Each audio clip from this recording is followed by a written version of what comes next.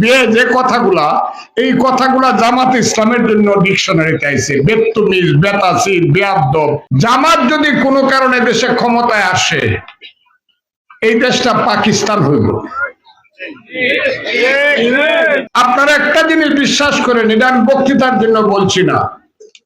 জামাত যদি কোনো কারণে দেশে ক্ষমতায় আসে, এই দেশটা পাকিস্তান হইব। এই দেশটা পাকিস্তান হবে। ওই ইটনাতে আইসা বসে থাকবো পাকিস্তানের 5 জন মিলিটারি, মিটামনে বসে থাকবো 10 জন, অষ্টগ্রামে 5 জন, এই 20 জনে মিল্লা আর ওই যে জামাতের রাজাকার আলবদররা মিল্লা এটার 71 বানাইবো। এক্সট্রিম মশার কয়েল প্ল্যান্ট ফাইবার দিয়ে তৈরি, তাই সহজে ভাঙে না, সুগন্ধিযুক্ত ও নিরবিচ্ছিন্নভাবে জ্বলে। ডেঙ্গু, চিকুনগুনিয়া বাহি সহ যে কোনো মশার বিরুদ্ধে দেয় এক্সট্রিম সুরক্ষা।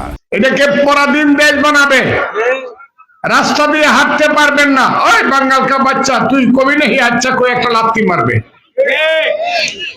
এরা মানুষের বাচ্চা না।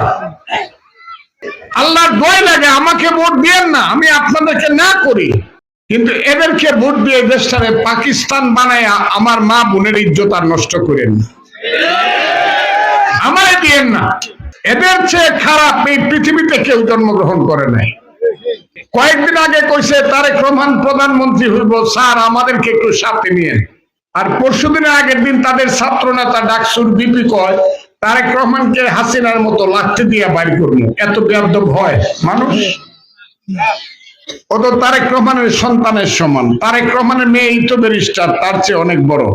এদের মতো বেত্তমিজ, আমি সবসময় কথা বলি, বিয়ে যে কথাগুলা, এই কথাগুলা জামাত ইসলামের জন্য ডিকশনারিতে আইছে। বেত্তমিজ, বেতাসির, বেয়াদব, বেঈমান, এই কথাগুলো আইছে কিন্তু জামাতের জন্য।